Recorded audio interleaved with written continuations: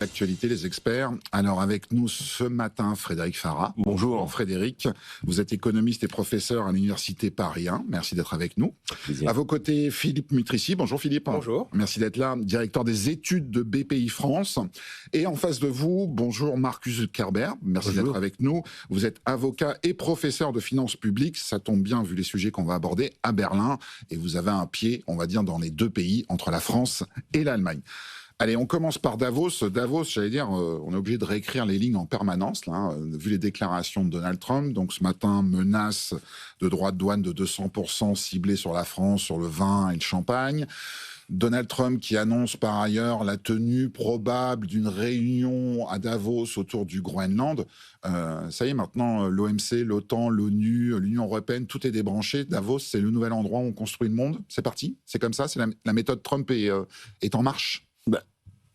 Moi, je dirais, si vous voulez, avant cet épisode, déjà la mondialisation cherchait son gouvernement. C'est-à-dire qu'on ne le trouvait pas. C'est-à-dire qu'on a essayé la diplomatie de club, G7, G20, GX, YZ, etc. On a essayé de trouver une instance mondiale où ça pouvait se faire. On n'arrivait pas à trouver. Alors maintenant, dans ce moment particulier de la mondialisation, est-ce que Davos jouerait un rôle nouveau, sachant qu'avec Donald Trump, si c'est lui qu'on regarde comme élément central, on ne peut pas se fier à grand-chose, parce qu'il y a eu un arrangement avec les Européens, on s'en souvient, on voit bien que ça ne tient pas à grand-chose, puisque ça ne lui plaît pas sur le Groenland, donc il décide de menacer 200%, il décide effectivement de devenir plus agressif. Aujourd'hui, ce qui est intéressant d'observer, mais ça ne date pas d'aujourd'hui, c'est-à-dire que désormais, les États, mais c'était vrai hier, c'est encore plus vrai aujourd'hui, doivent composer avec d'autres acteurs avec lesquels ils vont avoir des intérêts ou une certaine collusion. On peut dire que ça avait commencé même avant Trump. Quand Obama avait lancé ces grands traités qui devaient avoir transatlantique et transpacifique, en gros, Obama se faisait le VRP des multinationales américaines. Alors maintenant, on a une nouvelle version, la version carrément agressive, c'est-à-dire qu'il y a une collusion entre toute une partie de l'industrie ou de la tech américaine avec le gouvernement américain, où il s'agit maintenant non pas d'opposer l'État et le marché, mais de les faire marcher ensemble pour imposer par la force des intérêts économiques dans ce qu'un économiste, enfin historien avait appelé un capitalisme de la finitude. C'est-à-dire le fait qu'il y ait de moins en moins de ressources et qu'on ait besoin de plus en plus de croissance, s'il faut aller les chercher avec la force, on va les chercher avec la force. Si Davos peut être ce forum pour permettre à Trump d'imposer ses vues, surtout qu'il a demandé au patronat de venir l'écouter, il a été, vraiment pour lui c'est important, je crois que quelle que soit l'instance, peu importe les gesticulations, les menaces de Trump. La question est de savoir si c'est pas tellement si lui va s'imposer à autrui,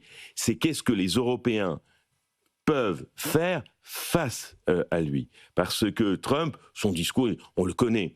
Un jour il menace, un jour il revient en arrière, il change, on l'a vu sur l'Iran, il a dit aux Iraniens, allez-y tous dans la rue, j'arrive, bon finalement il n'y est pas y allé.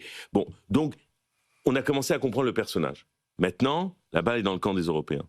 Mais sérieusement, parce que sinon, oui, disons-le, dans un langage trumpiste, on va se faire marcher dessus, quoi. Philippe Mutrici, sur Davos, qui serait devenu une sorte de ring, alors pour rendre l'image de la gouvernance, oui. Mais c'est un ring, honnêtement, oui. Et on s'attend à ce qu'il y ait un ring. Ce spectacle, j'allais dire, vous étonne, ou c'est finalement, voilà, il va falloir s'habituer. Voilà la nouvelle marche du monde. Alors, exactement. Moi, je pense qu'il faut s'habituer, mais même si je souscris complètement à ce que vous avez dit, dans la mesure où, quand on comprend le fonctionnement du président américain, c'est de faire l'opinion mondiale, en l'occurrence, mais aussi aux États-Unis, en faisant des annonces régulières et les plus choquantes et les plus provocantes et en tout cas toujours décalées par rapport à ce qu'on avait l'habitude de voir auparavant. Et ça, c'est vraiment une stratégie de communication, d'influence, de domination aussi. Il ne faut pas se cacher derrière son petit doigt. Pour autant, si on prend un tout petit peu de recul, et je pense que là, pour Davos, je vais y revenir après, mais si on prend un tout petit peu de recul déjà sur l'année 2025, et qu'on regarde les chiffres, qu'on fait le bilan de l'année, on était tous les experts, économistes, industriels, et je pense beaucoup de responsables politiques aussi, très inquiets des menaces de la guerre commerciale en 2025 sur le commerce mondial et sur la croissance. Quand on relève les compteurs en fin d'année, le commerce mondial a continué d'augmenter en 2025, malgré les tarifs. Ces tarifs, effectivement, on avait entendu 150, 200%. Finalement, pour l'Europe, c'est 15%. Quand on regarde ensuite par pays, selon la composition d'exportation vers les États-Unis, en fait, il y a des exemptions sur certains secteurs, ou d'autres secteurs, d'ailleurs, sont plus taxés. Donc, l'Europe de l'Est est un peu plus taxée que 15%, l'Europe de l'Ouest un peu moins. La France, en taxes réelles, on est à peu près à 12%. Donc, 12, c'est quand même pas la fin du monde. C'est sûr que c'était 3 avant, mais on passe de 3 à 12 et c'est quand même pas la fin du monde.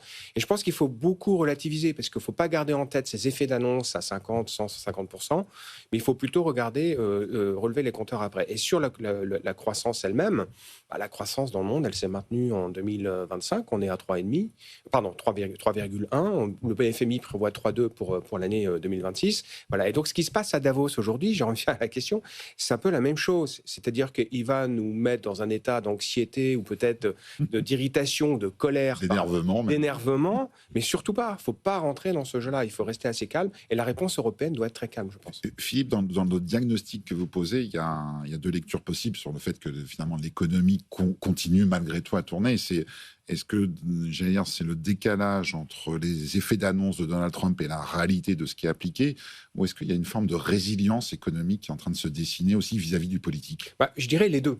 Je pense que, franchement, on a les deux phénomènes. Clairement, dans la tactique de négociation, si on peut appeler ça des négociations de Donald Trump, il y a toujours des effets d'annonce très forts et ensuite des compromis beaucoup plus raisonnables. Alors, le toujours étant peut-être un peu excessif. Je veux dire, jusqu'à présent, on s'en est plutôt pas mal sorti, y compris la Chine d'ailleurs. Donc, il y a cette part de différence, comme vous le dites, entre les annonces et la réalité. Et puis, oui, l'économie mondiale, le business mondial continue. Je veux dire, un des principaux moteurs aujourd'hui, c'est la Chine. Et la Chine déroule son plan stratégique qui pose d'autres problèmes par ailleurs, mais d'augmentation de sa production industrielle et de prise d'autonomie sur toutes les filières qu'elle considère comme stratégiques pour son indépendance et sa souveraineté. Et ça constitue aussi un moteur pour l'économie mondiale. Et donc, au total, il y a effectivement une résilience. Je pense aussi que beaucoup de chefs d'entreprise regardent leur compte en disant, mais en fait, moi, il faut que je continue d'investir, il faut que je continue d'être à la pointe des technologies. Donc, tant que ça m'impacte pas directement, je continue. Et d'ailleurs, cette dissociation, on l'observe un petit peu en France aussi.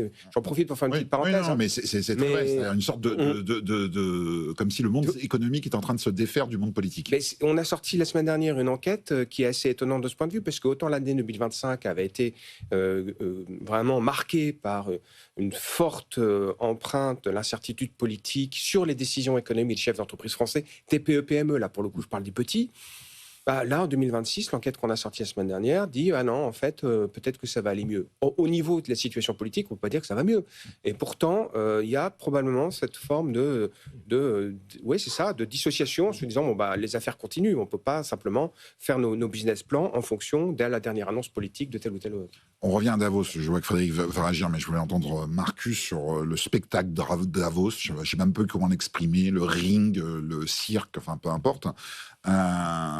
Vous, en tant qu'Européen convaincu, c'est-à-dire en ayant cette vision... Allemand, mais européen aussi.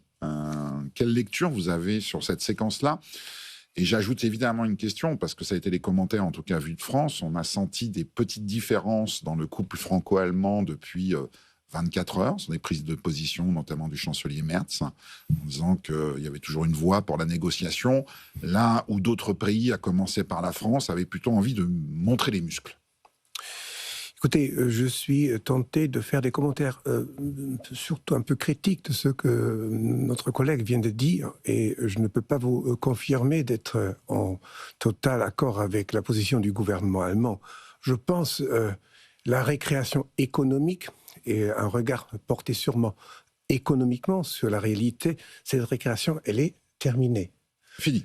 Elle est terminée. Et l'approche allemande de se définir, de se réduire à un PIB est totalement dérisoire. C'est presque obsolète. Je pense qu'il y a un point of no return, et malgré, je dirais, le style de M. Trump, je mets ça entre guillemets, parce qu'il excelle dans la grossièreté, il est rustre, rugueux, et il en a fait même sa marque, et ça plaît dans certains milieux aux États-Unis. Ça a également des avantages, parce que c'est comme ça qu'un impérialisme devient palpable, visible pour tout le monde en Europe. Je pense nous sommes arrivés à un point dans les relations entre l'Amérique et l'Europe où il faut agir, où il faut sortir du raisonnement purement économique en se disant, écoutez, soyons des petits commerçants de vin, tant que le chiffre d'affaires ne baisse pas trop, on va s'arranger avec la réalité. Je pense qu'il faut réagir politiquement plus que jamais. Davos est peut-être une plateforme pour faire encore un peu de Hollywood et pour imprégner l'opinion politique. Et M. Trump est un produit fait par les médias, qui s'est toujours servi des médias. Il a, nul doute, un très grand charisme. Mais il est temps de réagir et de frapper très très fort. Jusqu'où? Il faut arrêter M. Trump, parce que lui-même, il ne va pas s'arrêter sans qu'on l'arrête. Il faut trouver des mesures appropriées pour l'arrêter et pour donner à entendre aux autres Américains, dans ces contradicteurs au sein du Parti républicain, dans un certain nombre de démocrates, dans un certain nombre de sénateurs, de gouverneurs, qu'ils mettent en jeu une relation qui est le berceau d'une civilisation, la relation entre l'Amérique et l'Europe. Nous sommes de la même civilisation. Je ne pense pas que c'est le moment de faire des déclarations comme l'a fait un figurant complètement ridicule comme M. Séjourné, qui dit que oui, ami de monsieur Macron, qui dit le Groenland ne sera jamais américain, ou monsieur Breton qui dit la France est un grand pays. La France n'est pas un grand pays et l'Allemagne n'est pas non plus un grand pays, mais ensemble avec la Grande-Bretagne, un allié classique, traditionnel, inébranlable des États-Unis, on peut faire veto et on peut trouver des moyens. Je vous donne 2 exemples, 2 pistes, si vous permettez. Dans aucun pays européen, les États-Unis ont tellement de bases militaires comme en Allemagne. À Wiesbaden, il y a le commandement des troupes américaines en Europe. Je connais ça en tant que réserviste. C'est une infrastructure de commandement X fois plus grande que l'état-major allemand. Sans cette infrastructure, les troupes américaines ne peuvent pas agir. À Stuttgart, il y a le commandement pour l'Afrique. Sans cette infrastructure, les États-Unis ne sont pas capables d'agir en Afrique. Je vous épargne de mentionner les autres points. Par exemple, Ramstein, un grand centre logistique, un hub logistique, sur lequel la guerre en Irak n'aurait pas pu être menée. Il faut en parler. Et il faut avoir du côté allemand le courage et l'audace de parler d'une façon autre que le fait M. Trump. M.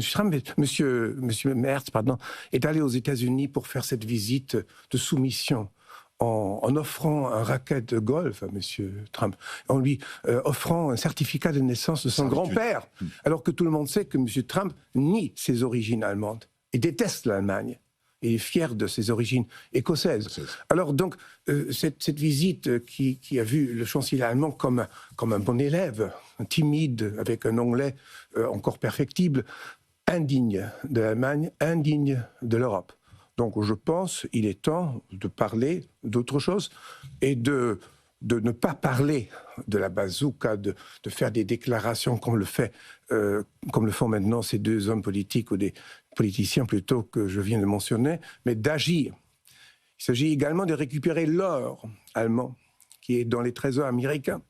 Donc il y a toute une gamme, une panoplie de mesures que l'Allemagne a à sa disposition, que l'Europe peut mettre à la disposition de l'Europe.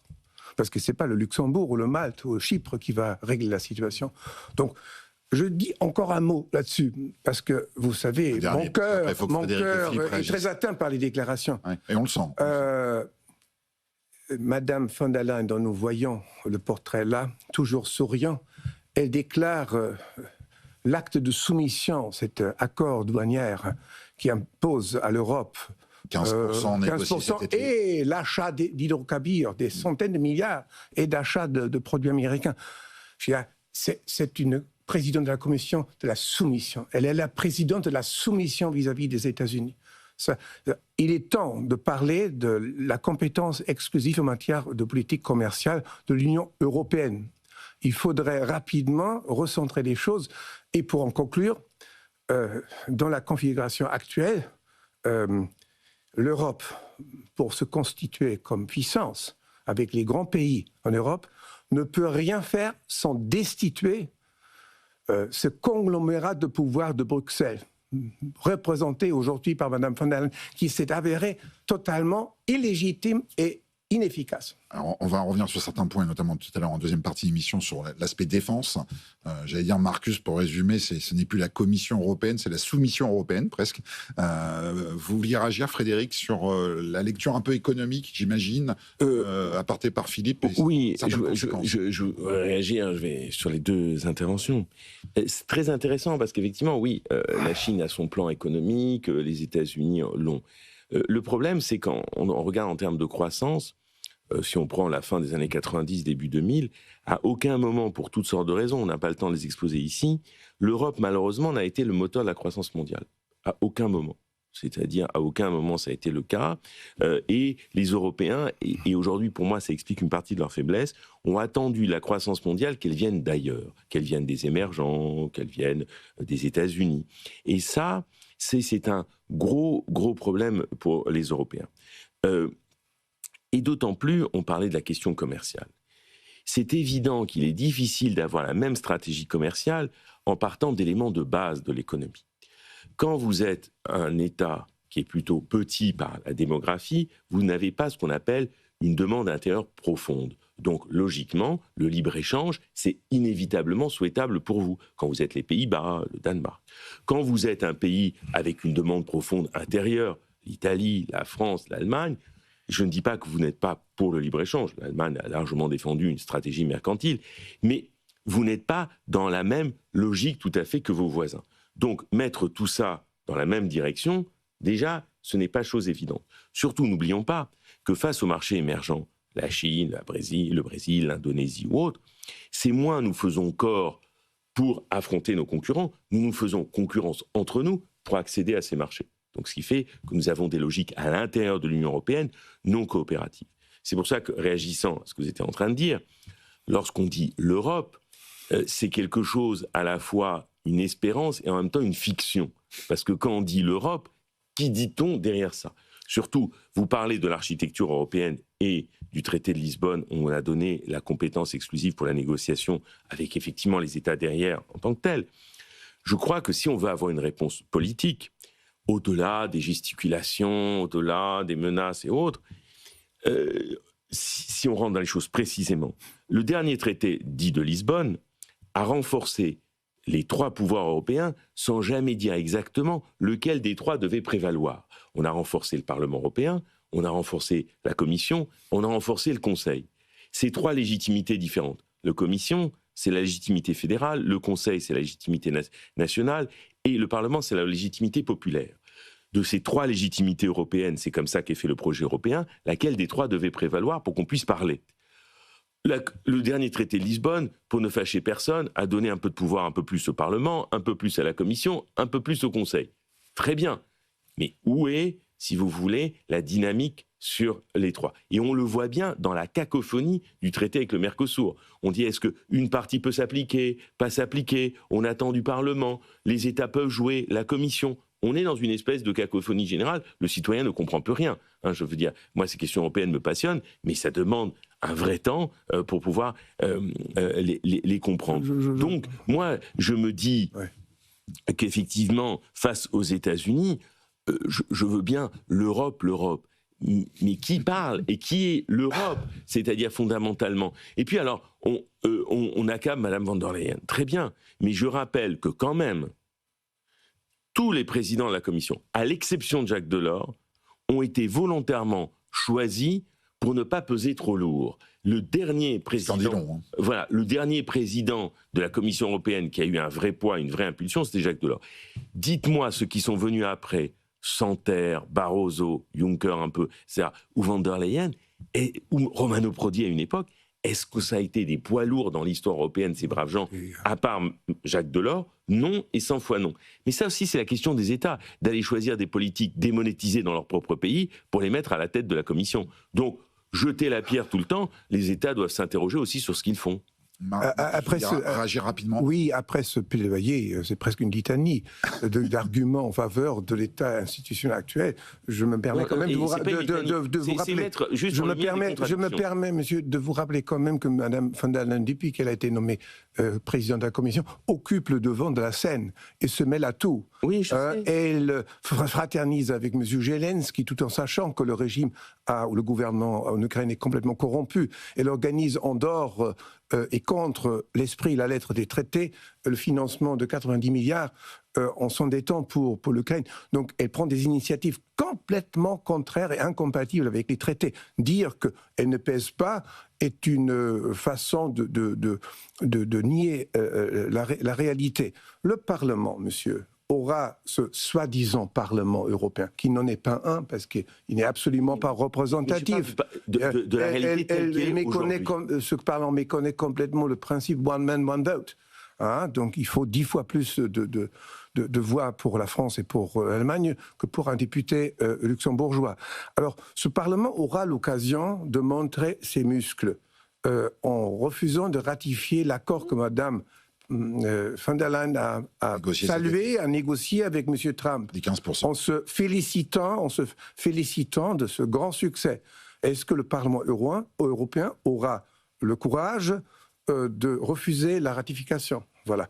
Alors, puis par la suite, les institutions européennes ne sont pas du tout représentatives des peuples européens. Kissinger avait un discours très clair. Europe, give me a telephone number. Donc, nous n'avons pas encore trouvé une réponse institutionnelle à cette hétérogénéité naturelle, ineffaçable et propre à l'Europe. Et il faut, à l'heure actuelle, c'est-à-dire en temps de guerre commerciale, je dirais pas trop réfléchir sur le passé, mais regarder dans l'avenir. Il faut renforcer le rôle des gouvernements. Mais Marcus, Frédéric, j'allais dire, vous avez deux visions différentes, pas nécessairement opposées. J'entends que Frédéric dit que, en gros, une von der Leyen ne sert pas à grand-chose. Là, vous dites, le peu qu'elle fait, c'est pas bien. Mais donc, j'allais dire, Philippe, vous vouliez réagir? Oui, moi, je voudrais réagir sur 2 points. D'abord, c'est vrai que l'Europe n'est pas le moteur de la croissance et que les institutions européennes n'ont pas encore trouvé une efficacité grandiose. Pour autant, ça va dans le bon sens. C'est mieux que si ça n'existait pas. Ça, déjà, on peut le dire, on peut faire un contrefactuel rapide. S'il n'y avait pas l'Europe, ça serait bien. Et s'il n'y avait pas l'euro? Et s'il n'y avait pas l'euro, il y a des choses positives en Europe. Après, je pense que je suis dans une forme de mésentente cordiale, c'est ça l'expression? avec Marcus. Et pourtant, je suis très germanophile, donc ça n'a rien à voir avec la nationalité. Mais sur deux points. Déjà, sur l'Ukraine, on ne l'évoquera pas, mais bon, l'Ukraine, c'est un truc très compliqué. Donc, ce que vous avez dit sur Zelensky, je ne vous partage pas. En revanche, là où je voudrais développer mon point, c'est sur la réaction par rapport à Trump et les possibles réactions de l'Europe par rapport aux déclarations de Donald Trump. Je suis complètement d'accord pour dire qu'on a des moyens de riposte. Vous en avez cité, mais il y en a d'autres.